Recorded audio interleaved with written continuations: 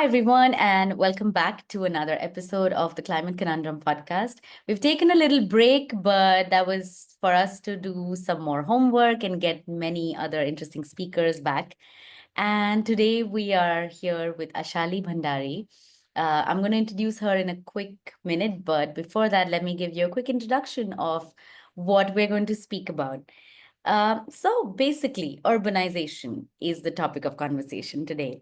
And why it is because of obvious reasons. Cities occupy almost 33% of the world's land and yet have more than 70% of global CO2 emissions. And while they're hubs of economic activity and innovation, they're also on the front line of climate risks. As we all know, most of us listening to this today are in some city or another globally. And especially in India, we are seeing an increasing flux to cities with urban migration from rural areas. So that also means heat waves, flooding, air pollution, all of these kind of different facets of climate change, if you will, are disproportionately affecting all of us urban residents and especially marginalized communities. And hence, I'm very happy to be joined by Ashali Bhandari, who is the managing director of People's Urban Living Lab at Transitions Research. And we're going to have a chat about how to make cities a little more friendly for impending climate change, a little more just and inclusive, and also sustainable. So, Ashali, welcome to the podcast. Hi, Sanika. Thank you so much. I'm excited to be here.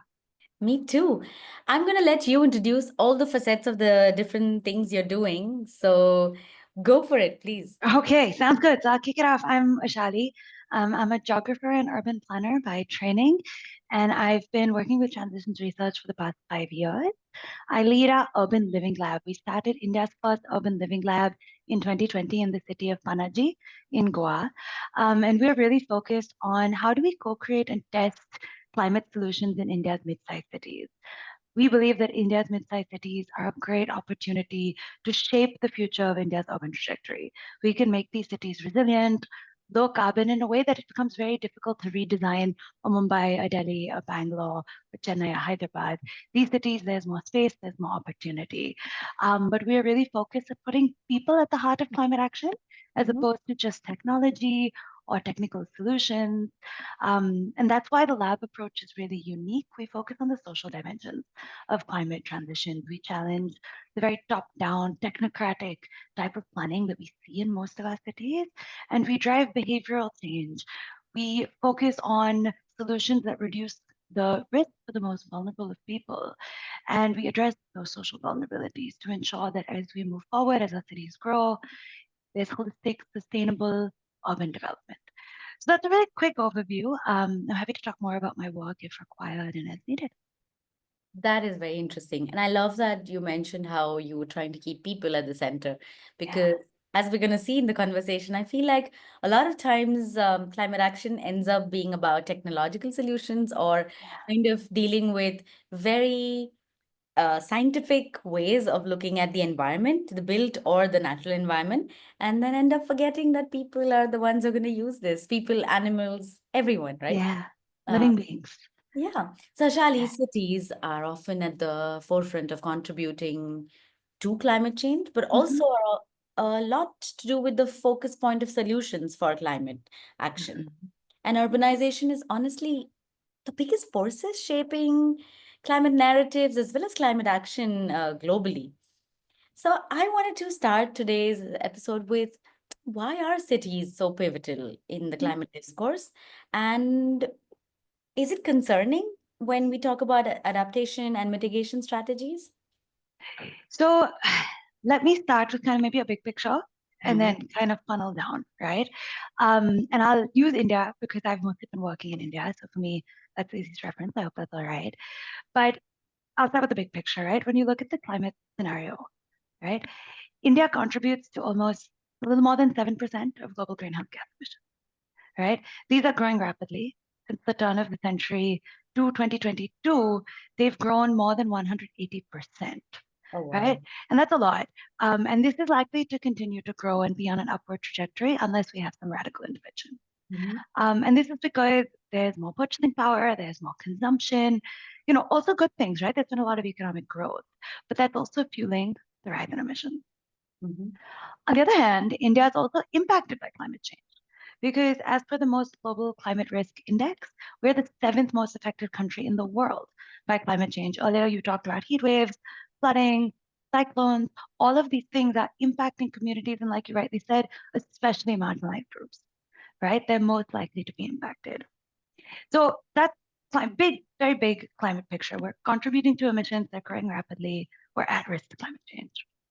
Now, India has an added challenge that many other countries in the world don't face, and that is we are rapidly urbanizing. We're growing faster than any other country in the world at the Mhm. moment, right? India expects to add more than 400 million people to their cities by 2050. That's Okay. more than the third most populated country in the world. The United States population is 330 million people, I know. right? We have to add 400 plus million people to our cities, right? So we need to build infrastructure. We need to build housing and mobility systems and sanitation systems and drinking water systems and waste management. We need to provide jobs for all these people. That's a lot, right? And some studies are showing that means that we have to put $55 billion annually into our cities. That's a I lot of think, yeah. money, right? Um, and when we think about where these cities are growing, right? Where these cities, first of all, a lot of our cities, more than half our urban population, lives in cities with a population of less than 1 million. That's Mm. surprising because when we think of the climate discourse, we even think of the urban discourse. If you open your paper and you're looking at any urban headlines, you'll only see, like mostly, you'll see the biggest cities dominating urban news. Mhm. But the majority of our growth is happening in these smaller cities, right? Yes, exactly. And I think when we come back to the question of why our city is so important for climate change, for me, it's because we are presented with this incredible opportunity where we can actually shape our urban trajectory. We are at a very pivotal moment where if we start designing and planning our cities for climate change, right? If we're building the mobility systems, the housing, the sanitation systems with climate in mind, Mhm. we are going to have low carbon and resilient cities. We're an opportunity to do that, right? Cities right now contribute to 44% of our emissions in India. So we have the opportunity to keep that, bring it down, help achieve our net zero goals through our urbanization. And we have the opportunity to actually ensure that as we grow, as we become more urban, the people living in our cities are resilient, right? We have a way to design our cities so that there's more green spaces, so that they're cooler, that our buildings are built with the capacity to actually absorb stormwater and manage flooding. We don't have to only have gray infrastructure. We can have series of parks and urban forests that improve our air quality, provide places for children and people to play, and that also helps sequester carbon. So there's so many things that we can do that I see it as a great opportunity. So I love that you come from a positive point of view here. I'm a little bit of a pessimist when it comes to cities in India, for example. Mm-hmm. And my pessimism is also rooted in the fact that I've lived in one of the most polluted cities, Mumbai, say, take it Delhi or now in Pune. And that's backed by evidence, right? Our cities are growing in terms of emissions. Mm-hmm. And while you said 400 million new urban residents is a lot to take in. Yeah. And if you think about how it's concerning when you look at data that Indian cities are warming at an average rate of perhaps 0.53 degrees Mm-hmm. per decade, with urbanization alone contributing to about 0.2 degrees Yeah. in our emission story. Um, and then when I look at these numbers, put it in perspective with an additional new 400 million people coming in with more jobs, with more urban risk as well that we are facing, then I'm again brought back to reality to figure out how you are thinking of the biggest roadblocks to Yeah. implementing this positive vision that you have, because you're absolutely right. Tier two cities, tier three cities are the ones that we have a blank slate to work on and actually bring up to speed in a way that we couldn't do for the bigger metropolitans that already had exploded by the time climate action started. Mm-hmm. So let's start with the roadblocks, and then I'll come Yeah. back to how you think positive changes are happening. So When it comes to roadblock, I agree. There are lots of roadblocks that are making it very difficult at the moment to work towards low carbon goals, to think about resilient trajectories. And there are a few. So let me start with maybe the most obvious one, which has to Mm-hmm. do with governance and planning, right? Right. And this gets a little technical, so feel free to stop me if you'd like me to explain anything, right? Mm-hmm. So cities, technically urban local bodies in the country, are governed by the 74th Amendment to the Constitution. And within this amendment, there's something called the 12th schedule. And this schedule lists out what activities can be devolved to cities by state. So a state legislature of any state can say, okay, cities can do this, this, or this, right? The 12th schedule lists out the possibilities. So there are a lot of things that are actually listed here, right? Cities have the ability to be responsible for things like waste management, water supply, poverty alleviation, the provision of gardens, for example. But when we start to think about climate action, there are some things that are not devolved to cities, and that's a big roadblock. So take, for example, disaster management. That's not a city subject. That's actually a district level subject. When we Uh-huh. think about transportation planning, transportation is a large driver of emissions, right? That's a state subject. So this is where it becomes a little bit complicated because if we want cities to become low carbon and resilient, they also need to have the ability to actually work on these topics, Mm-hmm. right? And this is a little more complicated because even when the schedule lists out these are the activities that cities can do, the states actually have to develop those powers. And many states haven't. And this is especially true in smaller cities, right? In cities like Mumbai and in cities like Bangalore, the state has given these urban local bodies far more power. But if you look at smaller cities, you'll see that they have fewer powers and the state takes on more responsibility. So that's the first part of the problem, right? Cities are not actually tasked to do the things that they should be doing to address and take climate action. The second is they don't have the financial autonomy to actually implement a lot of things, right? In the 74th Amendment to the Constitution, there's another 13th schedule, if I'm not mistaken, that talks about financial power to cities. Mm-hmm. And the state can allow them to levy certain duties and things like water charges, property taxes, all of that, right? The cities can also avail of finance commission grants and state level grants. But the main issue is that this is very limited, right? Data shows that central and state governments finance 75% Oh, of okay. city infrastructure and services. Mm-hmm. Cities and urban local bodies only finance about 15% of their services and infrastructure through their own revenue. Mm-hmm. This is a major challenge. If we want cities to start taking action and implementing things, and they have no money to do so, right? Mm-hmm. And they obviously also have day to day things. Climate change is a long term challenge. It's not a today challenge all the time. A today challenge is water scarcity. I need to make sure that we have water provision, right? Right. There are roadblocks. This is something I need to do today, right? So I can understand why it becomes really difficult when cities don't have the powers, nor do they have the money to actually start thinking about climate change, right? There's great opportunity to bring in innovative financing mechanisms, Mm-hmm. right? SEBI has put in things like there are guidelines for the implementation of municipal and green bonds, for Mm-hmm. example. But it requires a very strong financial and accounting system that especially small cities don't have, right? Similarly, there's great opportunity to bring in the private sector to start thinking about infrastructure, and private public partnerships are growing, right? That is something we're seeing more and more of. But there needs to be a conducive environment to encourage the private sector to be part of this as well.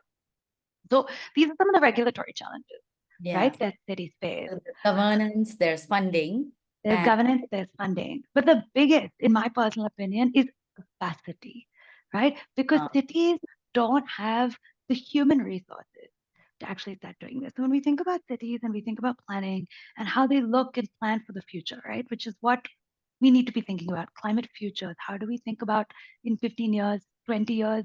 We can't only think about today, right? When we think about climate change. So the main statutory framework for planning is, excuse me, a master plan or development plan, mhm. right? Unfortunately, in India, this is prepared only once every 20 years. But the first thing is this needs to be a little more dynamic because within 20 years in all of our cities, things change very quickly, Yeah, lately it's been 3 years already right? that we see a difference in the temperature, rainfall patterns. Exactly. So we need to have more dynamic planning systems, right? But to do that, we need people, right? A recent report by Niti Aayog shows that we need 12,000 urban planners across our town country planning departments in the country. Mm, Right now, 4,000 positions have been sanctioned. So that's only one third. And right. out of those 4,000 sanctioned, half are empty, half are vacant, right? Okay. So 2,000 planners to deal with the scale of urbanization, 400 million people, is Mm, not nearly enough, right?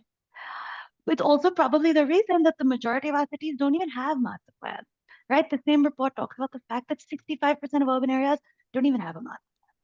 right. And this is important because planners are the ones who are equipped to guide development. Land is scarce in all of our cities, resources are scarce, right? But the way that we plan and we think about the future, we can design our plans in a way where we have the main master plan, but then we can have local area plans and we could be changing and updating those every 3 to 5 years to make Mm, them more dynamic, right?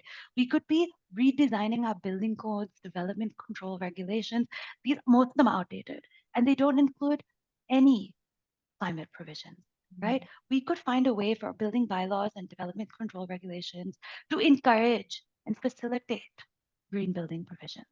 We could have good. them encourage the fact that if our drainage systems are all on site, how can they increase green cover to help with percolation so we don't have to rely on our Mhm. drainage systems, right? There's so many innovative things that we can do to reduce energy consumption, manage risk, but we have to update these building codes. And if there are no planners to do that, then how are we going to think about it, right? That does seem like a big challenge for sure. Yeah. That's a big challenge, right? Capacity. Another one that I think about a lot is informality, right? Because when you don't have enough provision of infrastructure, housing, you end up seeing more and more informal growth, right? The provision of informal settlements, what people often call slums, right? And studies show that more than 50% or almost 50% of our population in cities lives in informal settlements, right? Now, this number is debated. Lots of people will say 20%, lots of people say 50, whatever it is, there are a lot of people who don't have adequate housing infrastructure with basic services, right? When you say informal settings, you're basically calculating the slum areas, the illegal constructions, all kinds of places where people are living or um, almost living in conditions that are not sanctioned by the city administration.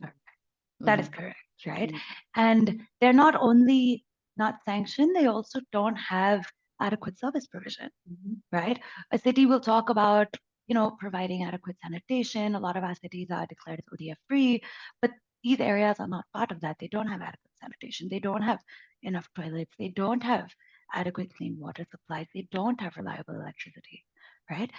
So, yeah, when you talk about informal settlements, these are the kinds of areas I'm talking about. But unfortunately, when we think on a master plan or a development plan, right, these are viewed as encroachment or illegal, like you said, settlements, right? And therefore, we don't think about planning for them.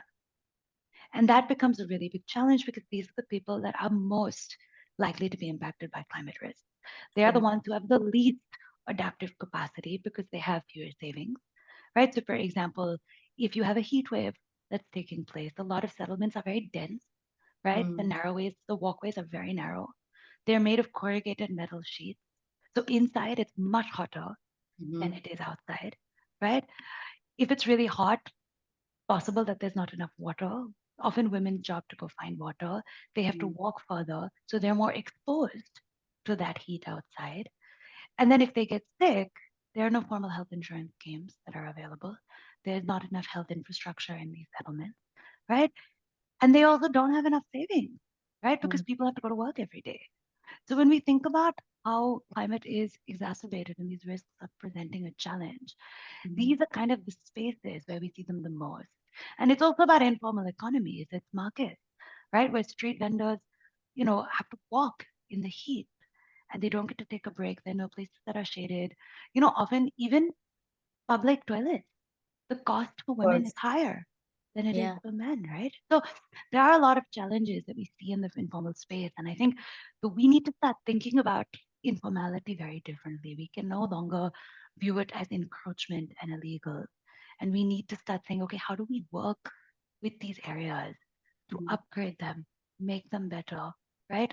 because they are just going to continue to grow if we're not able to provide adequate Absolutely. infrastructure. And it's no one's fault. It's not the people who are living there at fault, because it's a failure of the governance Assistance, and the privileged class who ends up viewing it as an encroachment, whereas absolutely. people who are trying to live, man. Yeah, and chances are, like, if you're going to go buy your sabzi, right? If you're going to buy your grocery, then you're doing it at a market. The people Yeah. selling it to you, the people you see on a daily basis, if you're going to buy fruits, vegetables, the people who are coming to work as staff, as domestic workers in houses, auto drivers, taxi drivers, a lot of these are the people who live in these settlements. They are servicing and driving our day-to-day life. So it's really important to put them at the forefront of planning. Absolutely. Ashali, you mentioned earlier about the planning part, right? Mm-hmm. And maybe that is where I see some hope, because when we were discussing earlier and during the research of this episode, I realized that there are 44 Yeah. city action plans that Maharashtra is leading right now. Yes. So, for listeners who may not be aware of this, um, cities in India are now coming on board and creating their own master plans for climate action in case of disaster management, in case of any planning for future requirements, keeping climate in mind. And Maharashtra currently has one of the best approaches to this. It remains to be seen what's going to happen to implement these, but at least we have 44 cities who are developing climate action plans, also known as CAPs. The issue becomes that I feel these are non-binding, right? They are not integrated into municipal budgets and are integrated sometimes into the municipal plan of action. So, what do you face when you work with Yeah. these up close?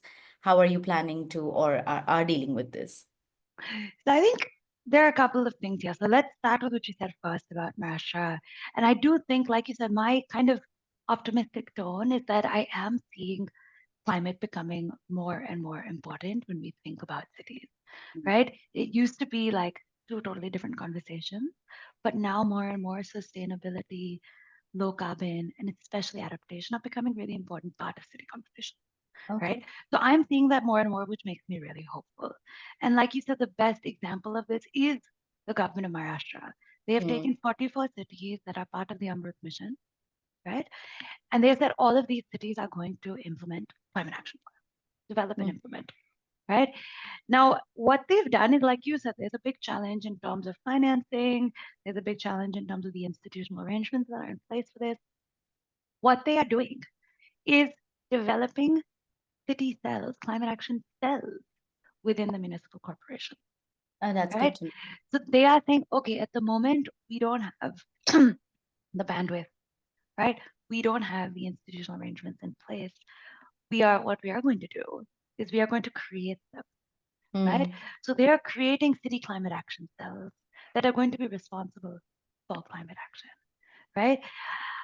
The financing part of it becomes complicated, but the point of these climate action cells are to think about the plans and also start thinking about new financing mechanisms, right. right? Yeah. So I do see a lot of hope. And I think that when you see a large state government push for certain things, you do tend to see that private finance will follow, right? So Mm, I'm very hopeful to see that. And I think if we can get, I mean, 44 cities in Maharashtra, and it's not, I mean, there are the Mumbai's and there's, in the MMR region, there's the Navi Mumbai and the Panvel and all those kind of cities that make up the MMR region. There's Pune, Pimpri Chinchwad, but a lot of these cities are very small cities, yeah. right?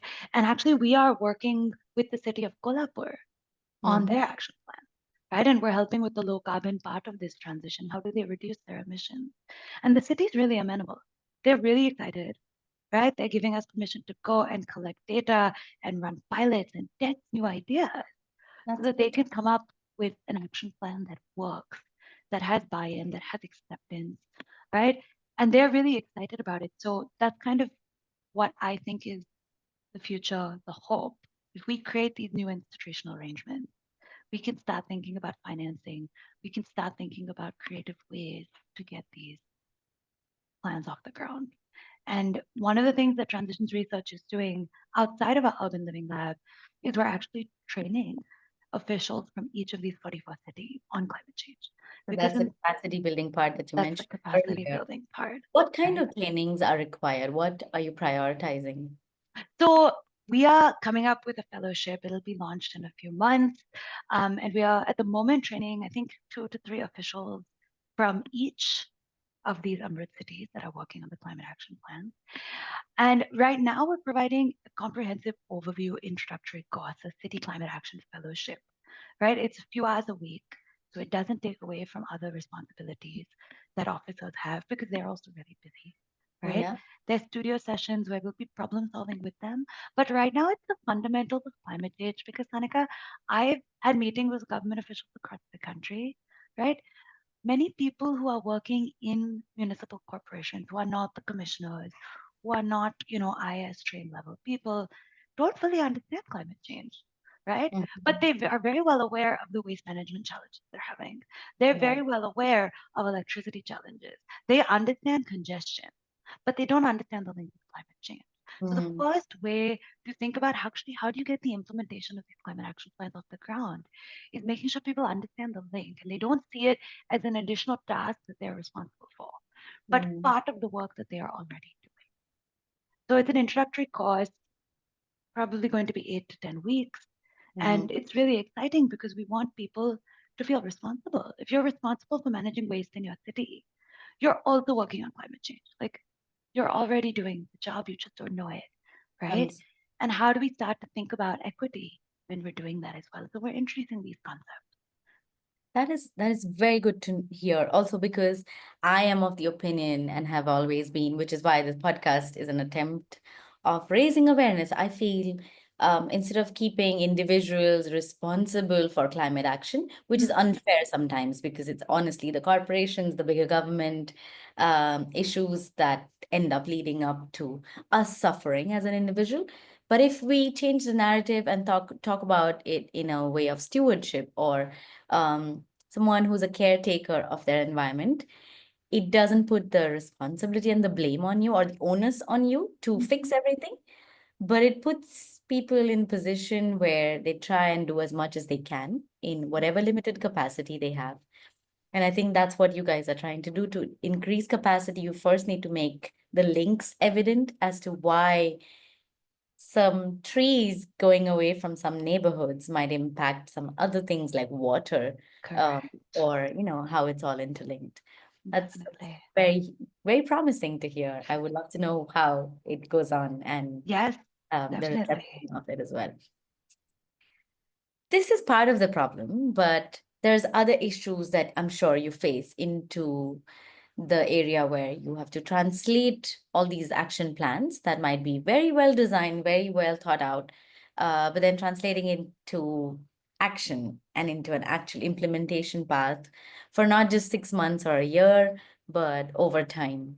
What challenges do you face there? So I think there are a couple. The first is when it actually comes to the design of an action plan. It needs to be, I find that a lot of climate action plans, and I'm no longer speaking in any geography, I'm talking across the world, right? When we don't co-create these plans with the government and the people who are responsible for implementing them, they become technical documents that sit on a shelf, Mm, right? So the point is you have to work with the government to outline steps. There are a lot of people who know technically what do we need to do, mhm, right? There are a lot of people who know that.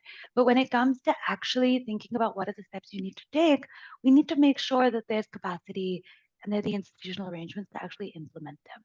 mhm, So coming up with an action plan that's designed in collaboration with the government, that has location specific, time specific targets, right? And mechanisms to hold people accountable is really important, mhm, right? But the only way that we're going to hold people accountable for implementation is if people actually buy into this idea that we need a low carbon climate resiliency, right? Now, at Pull, one of the things that we are trying to work on is social change, right? Because I agree with you that governments have to be responsible, corporations have to be responsible, but people also have a role to play. mhm, And so what we're trying to do is say, okay, we are coming up with this climate action plan. They're often very technical documents. So people don't feel they have a stake in it, right? We are trying to come up with shared visions, climate resilient futures that build on the aspirations that people want. We're finding this, actually, let me take a step back, right? In our work with net zero, right? There are a lot of pathways that we can take to help to get to net zero in terms of decarbonizing our energy systems and our mobility systems and our buildings, right? Lots of things you can do. But when you go and talk to your neighbor, or you go and talk to somebody, anyone, your colleagues, if you don't work in the sustainability space, you're having a chat on the bus, whatever it might be. If you ask people, what do you want your city to be in 20 years? I'd make a bet that nobody is going to say net zero, right? Because these are words you don't. Exactly. Yeah, absolutely. I Right? hear what you're saying. People don't feel like they are, that they're excited about a net zero strategy, Mm. right? First of all, net zero is very abstract. It's a very technical, very scientific concept, right? Most I people don't I understand gave an that. example literally just yesterday because the Delhi Yeah, election happened, and I yeah, was discussing this with a friend and who lives in Delhi, and I realized that one of the biggest complaints people are having is about how clean air yeah. is not featured anywhere in the discussion leading up to the election or during the whole campaigning as well. Not even one party has it in their No, that's, manifesto. that's No crazy. one's talking about it. Whereas all people want is some attempt and some onus and responsibility on who will clean up the air. Yeah, And that is net zero, if you think about it, except it's a jargon that people will not use on exactly. a daily basis. Yeah. Right?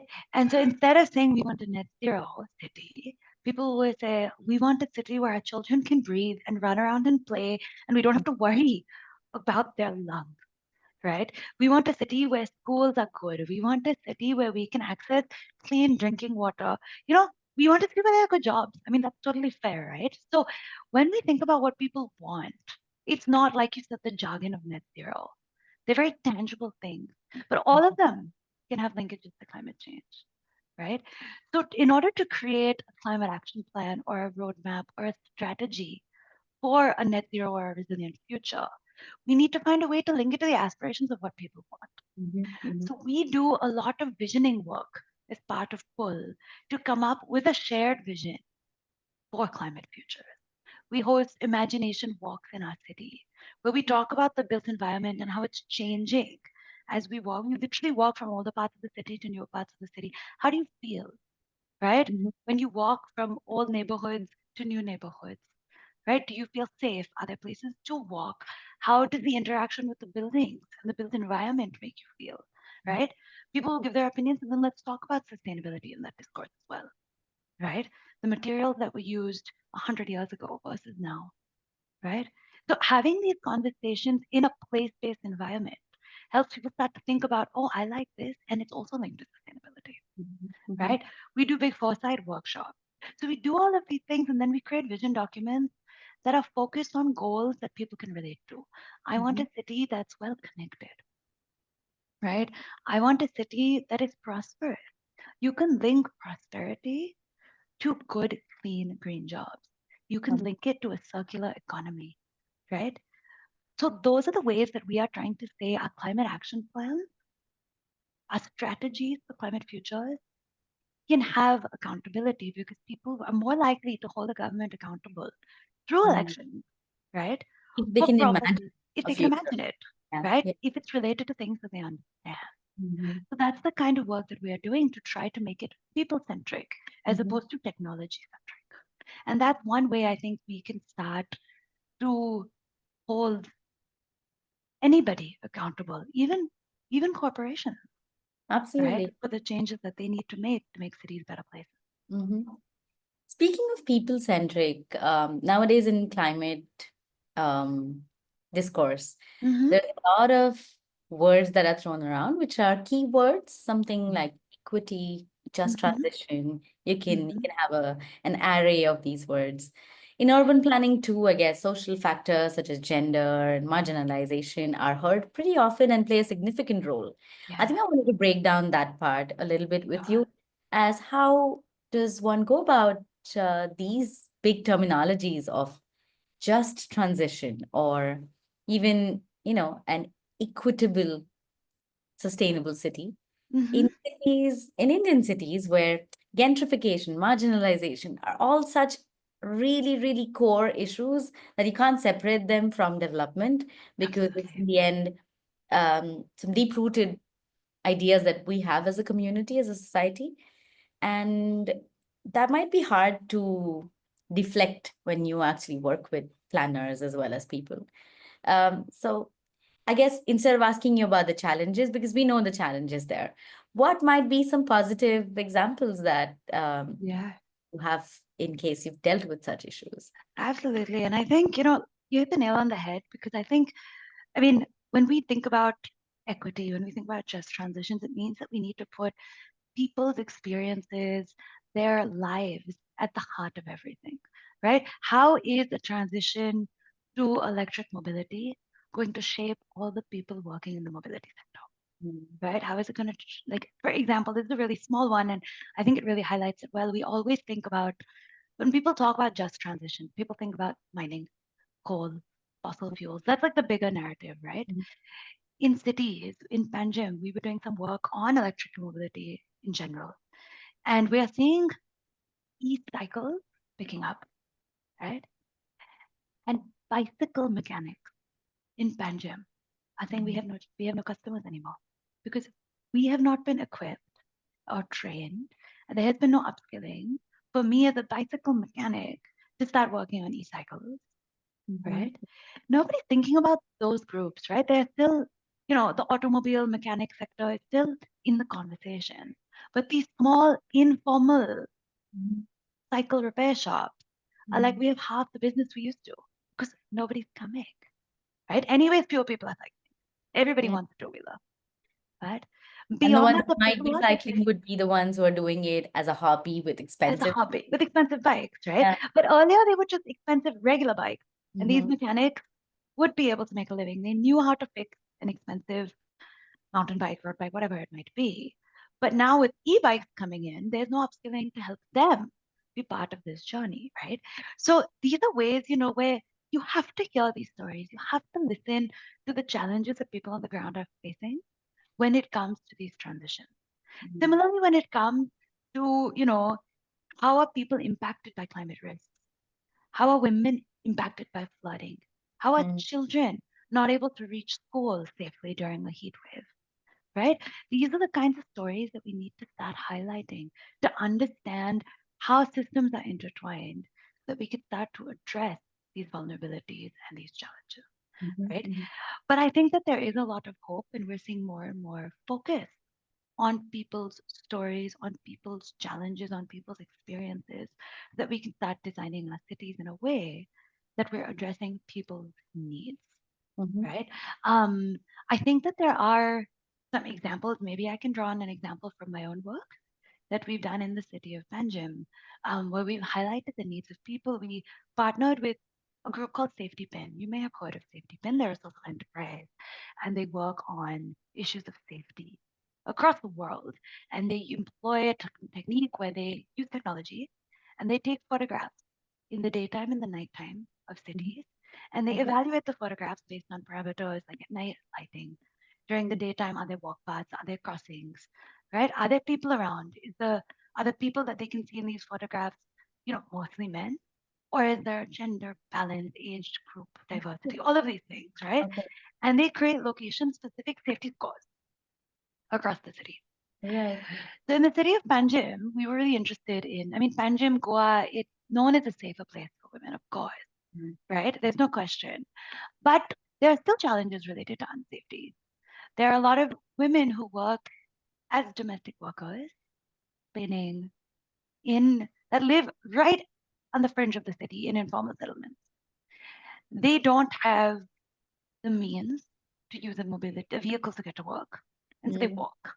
And when we talked to them, they told us, especially in winter when the sun sets earlier, they come back earlier. They don't take that evening shift because they have to get back before it gets dark because the road doesn't have lights. And it's not a gendered perception of safety in terms of they're worried about being harassed or stalked, but they are worried about getting hit by a car, right? Uh-huh. So safety takes many forms. It's Yeah. physical, it's perceived. There are lots of things that we need to think about. And so there are issues of safety to consider. So we did this exercise with safety pin, we identified challenges, but then we said we're going to do walks with women in the Mhm. areas that are perceived as less safe, right? And we found a lot of interesting things that this analysis didn't tell us, right? Certain areas are perceived to be safe because there are lights, right? The Mm. photograph, the AI technology is saying there are lights here, right?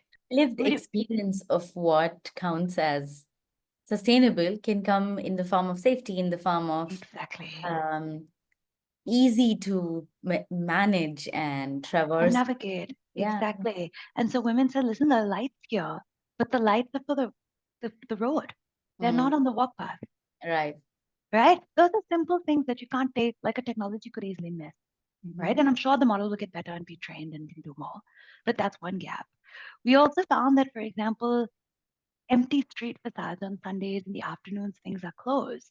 Tourists said it feels really deserted here, right? So there are lots of things that you need to start addressing. And we were actually able to develop a lighting, a full lighting strategy, right? The city developed a lighting strategy, but we told them these are locations you need to address. Mhm, And they mhm. were able to implement lighting strategies in a way that addressed these challenges that women were facing, right? This So actually reminds me of a exciting. book. It's been a while. I think must have been a decade or so that it came out, called While Violet. Loiter, yeah, Yeah, and Shilpa Farke has definitely done such an amazing job an amazing job. at addressing these issues in a time when no one was talking about urban. Um, Perception ed- yeah, safety, women's exactly. access The to the agency that city. women or marginalized community might have in access to public infrastructure. Absolutely. And I think it's so important because now that there are lights, if women can walk and take an extra job and make some more money, right, Yeah. they're likely to have more savings or have more disposable income that can help in an emergency, in a flood, in Mm-hmm. a heat wave. You know, so those kind of themes are always going to be linked to sustainability. If you're addressing development challenges, right? There are ways that you're building the adaptive capacity of communities to thrive even when there's a climate risk. So when we think about putting people at the heart of things, we can't address climate change without thinking about development challenges. It's Mm-hmm. never going to work. And for the most part, people are more interested in development challenges, right? Communities are more interested in development challenges. Governments are more interested in development challenges. So if you can make that link, you're solving problems that address development Mm-hmm. and addressing climate, then you have a win-win. So, in a way, you're trying to bridge that divide and bring voice to the people by having these walks, having these sort of sessions where you try and understand from the point of view of lived experiences of people who may not have a voice, Yes, and then bringing out a policy discourse based on these suggestions. correct. Mm. Right. And of course, you do need, like Safety Pin did a great job, right? We couldn't have put that together without them. But they were able to tell us, listen, these are some areas that you should go talk to people to find Mm. out more. Right. And that's what's so exciting. And I think, especially when you come back to informality, the groups that are working as, garbage sweepers on the road, Safety Yeah. Pin analysis that there are footpaths, right? But the curb cut, the way that they would have to drag their garbage bin, right? It Mhm. gets heavier and heavier and heavier as they pick up trash from all the buildings, right? Garbage collectors, Of right? course. They couldn't get it up because the slope was too steep or it was too far apart, right? Mm. These are stories and insights that you only get when you talk to people, right? You could make it safer for them to walk, easier for them to do their job, right? In a way that you're addressing development challenges and then giving people better capacity to adapt to risk. So, as a practitioner, do these insights end up going into a city action plan, or would that go That's into the the hope. budget requirements that would allow you to buy new carts for the garbage pickers, or maybe new lights? Absolutely. It's both, I think, right? So what you have to do is you have to identify what do we need to do. You hear these stories, you understand the challenges. Hopefully, you co-create solutions with them in mind. You don't design solutions without talking to them. If you're redesigning a garbage collection vehicle, you need to talk to the people who are actually collecting the garbage to make sure it works for them, right? Absolutely. you co-create solutions with them, and then you find out, okay, what is the budget that we need to actually do this, and where can we get sorted? And I do think that there is a lot of government money available, right? Mm-hmm. If you actually look at a lot of the budgets, often program schemes and budgets that can be underutilized, right? So finding those alignments, finding those linkages, seeing where money is already available to make improvements is the first step. But ideally, in the West, we've come up with, in the West, I've seen like developing countries in the West. You look at places like Colombia, right? Cities like Medellin have participatory budgeting systems where Mm-hmm. people get to vote on what are the priorities that they want the Yep. government to spend Yeah. money on, right? Mm-hmm. So I mean, that requires a lot of systems to be put in place. But there are interesting tools and techniques where we could say, okay, here are all the things we need to do in a true democratic fashion. People should also be part of the process in deciding how we spend this money and where it goes. So I definitely think we need a reform of our financial instruments and systems in cities to finance some of these things. Also, perhaps not just the finance part, but also decision making of what is to be prioritized for cities. I'm currently I've been going for these marches to be able to save certain hills in the city, and it's so Lovely. sad. Or just the Riverside Development Project in Pune is highly contended right now, uh, Okay. and it's just a little disheartening when you see that. Um, Even today, when we know about the climate risk, about just what's happening to our city, um, you still have to do a huge outcry to be able to just be noticed. And Yeah. I wish that changes in terms of the participatory approach in Yeah. deciding what the budget will be spent on and what kind of priorities people want for their cities. I agree. I also think that in the future it would be wonderful if we have, like, if our ward councillors in cities, right? They do have budgets, they have the ability to work. If we did local area plans where communities could be part of things, Mhm. right? Making decisions and therefore financial instruments are deployed and investments are allocated according to what people want, right? That would be great, right? We need to find a balance between, you know, there are a lot of things that governments need to do, Mhm. but also aligning them with people who want. And there are systems in other parts of the world that are not the quote unquote developed countries. There are solutions that come from other developing nations and cities that we can Mhm. look to for inspiration. And I think a great example of this happening in the context of India is actually the Delhi Development Plan.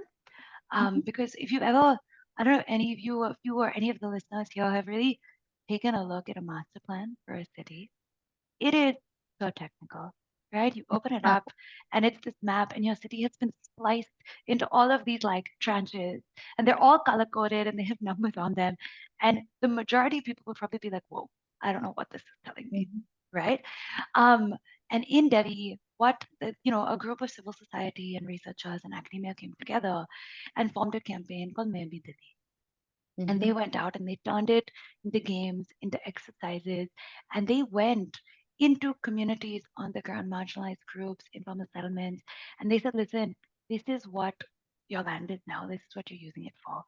This is what's proposed. What do Mm. y'all want? Your voices have not been heard in this plan, right? Mhm. And they were able to submit public feedback for the development plan that incorporated what people right? Now, to be honest, I can't answer and say I know how much of that has been changed or implemented. I do not know, right? But the fact that they were able to do that, they were able to mobilize and do that. But ideally, the government would have ways, or the development authority would have ways of disseminating this information in a less technocratic and jargony way to Yeah, elicit public perceptions and feedback. exactly. So that's, I think, one thing that really needs to change. We are creating these plans and documents for the future that are a statutory framework for development, but people have not weighed in. So I agree with you. We need new participatory planning mechanisms, and we are seeing more and more of them. Yeah, and here I won't even blame. I'm not trying to sound like I'm blaming the government Mm. for not doing their job because honestly, civil responsibility or interest is very low, Yeah, and we're all to blame for that. So a participatory approach will need both the government and the civil society to take interest and actually talk to one another. So definitely. sometimes people. I mean, I might come across as blaming just the government and the lack of their effort, but it's not true. I know some hardworking officials who really want to do something Really better, wanted to. but they are tied Definitely. down by lack of like the apathy that comes up. I guess Definitely. talking about government and then policy as well, right? India has put in a, a lot of effort in the last few years Yeah. in taking note of climate challenges. Now, whether that works or not is a work in progress, but Hmm. there are ambitious schemes, right? Like right from Atal Mission for Rejuvenation and Urban Amrut. Transformation, the Amrut. Amrit Yeah. scheme that you mentioned earlier, Hmm. there's a Smart Cities Mission, Yeah. a whole different topic to talk about, but at least it's there, right? Yeah. Uh, Pradhan Mantri Awas Yojana, I believe, Housing. Yeah. for housing, for low-income Hmm. affordable housing, all of these different things, along with a lot of data-driven programs. I think we have the Ease of Living Index. Hmm. We also have the Municipal Performance Index, and so on and so forth. I think what I'm trying to ask you is, do these things help? Have they shown any sort of improvement in your work by just having these schemes, by having an approach that is dedicated towards it? I mean, I would definitely say the government has a lot of really great, ambitious programs, right? I'm not going to lie. Schemes like PMAY, Affordable Housing for All, is needed, right? Hmm.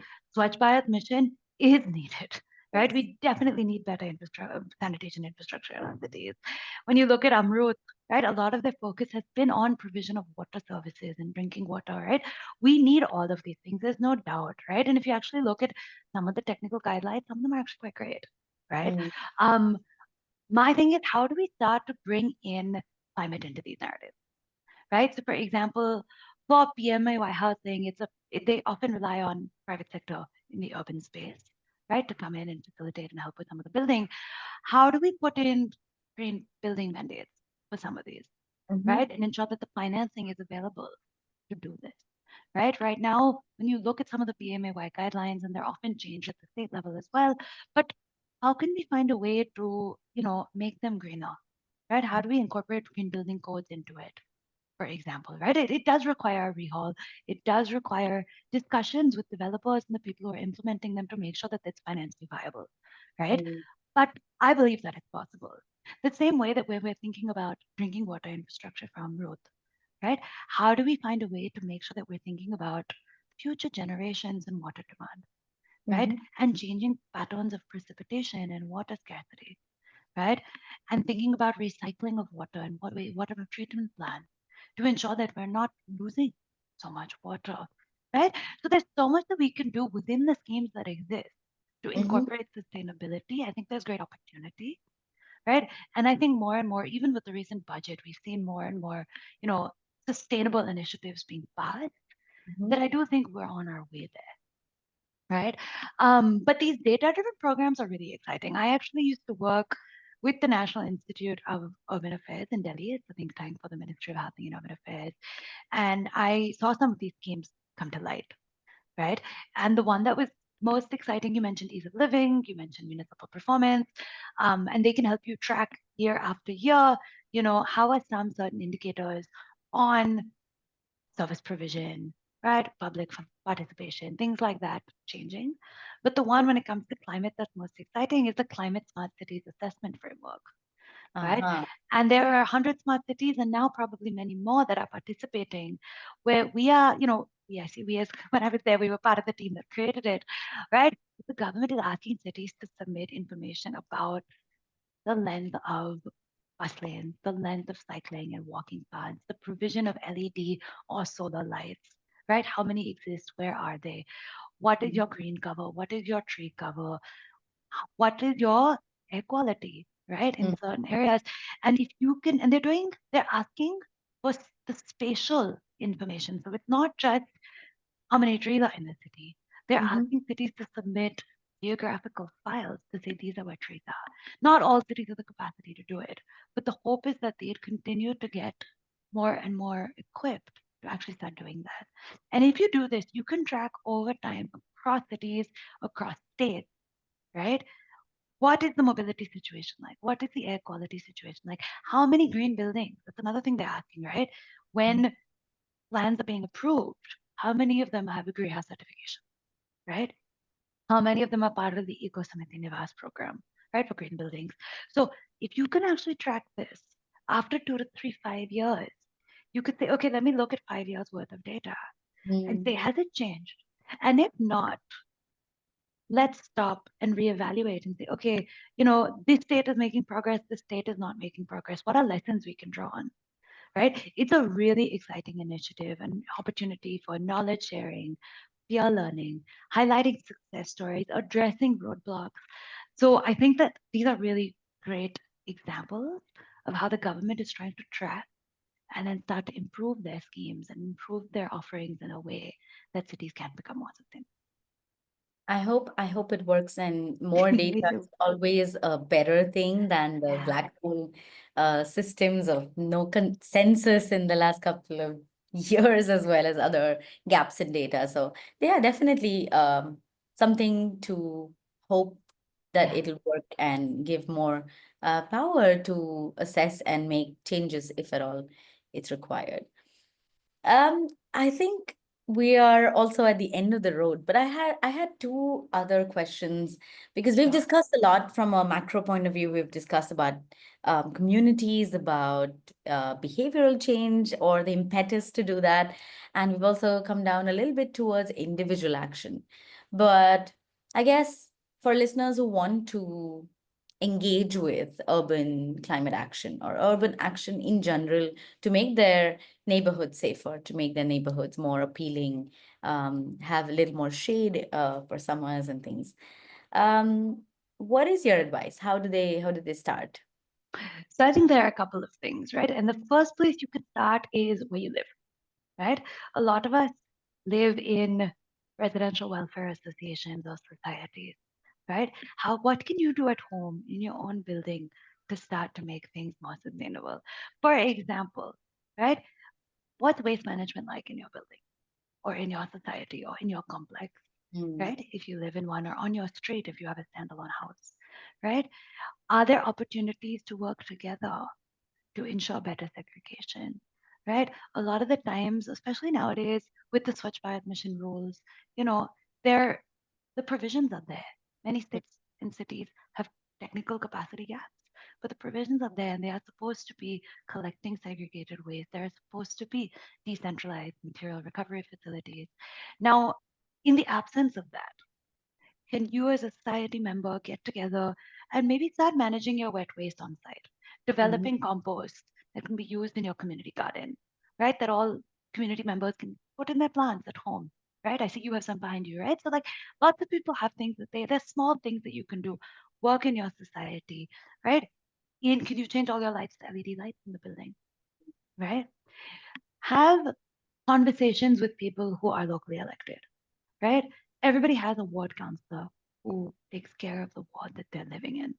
Have conversations with them, right? I have never, I should not say everybody, I was never educated about local governance systems when I was living in Absolutely, it is home, a right? gap. I don't think It's most people have are an aware, yeah.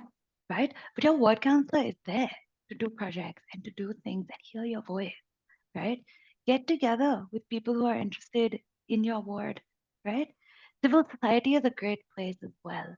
There are a lot of wonderful civil society organizations across the country that are Mm. doing really great work on urban climate action. And they're small projects. It could be a small pond that they're restoring, right? They're working on a park, right? They're landscaping it. Get together and work as a community. It is hard. Like, I'm not going to pretend and sit here and say, oh, it's really easy. Like, y'all will form a committee and y'all will be part of this group, and magically, boom, urban climate action will transform, right? But it is a start, right? Mobilizing people, educating other people around you, working in your study, working in your office, right? I think Mm. a lot of people are back to in-person workplaces, right? Can you start talking, have a conversation about waste management in your office? Everybody will come with their tiffins from lunch. What happens to all that waste? Can you start managing it on site, right? Mm. Does your office have, I don't know, paper cups, plastic cups? Can you replace that where everyone brings a mug to work? These are really small things. They're not going to change the world. But if everybody started to do it, we'll have some action, right? And Low hanging fruit, some there come with are some, patience, and yeah, definitely, yeah. right? And I think even small things like I've seen, especially in Goa, right? Private vehicle ownership in Goa is very Mm, high, really. And I've had friends, neighbors who are going 200 meters away and will take their bike, mm. right? You can walk, right? So choosing to make certain decisions, especially if you have infrastructure available to you, right? In Goa, where we live, there are walk paths. It is like you're not going to get hit by a car if you're walking on the walk path, right? Yet we're still taking up bikes. So it is a shift that we also have to make in our mentality Also and a attitude. two-way street, right? People, these are the same people who would cut the trees because the branches are coming in their window or something, and then complain that they don't walk because it's too hot on the street. But I think the vision is what sometimes we end up missing out on. Yeah, Yeah, definitely. And understanding the linkages between how actions are impacting our day-to-day life. right. Yeah. Ashali, thank you. This was such a nice discussion, Yeah. and I want people to know more about the work you guys are doing. So I'm going to put in some links, Sure. of same, and if there's any other material, you can send it over as Sure. well. There's so many more elements to discuss because urban transition is not going to be a discussion to end in an hour. We still went overboard on our time limit, but whatever we've covered, I'm so glad that you simplified the language and made it, gave us different insights from different point of views. So thank you so much for that. Thank you so much for having me. And I hope, listeners are excited about the opportunity for the future of our cities. I think so too. I think from a pessimistic point of view, I feel like maybe there is Okay. hope. Uh, and if not, then there is nothing else. So hope is what you cling on to. Hope Yeah. is what Jesus on. Thanks Yeah. so much, Sanika. Thank you and have a nice day.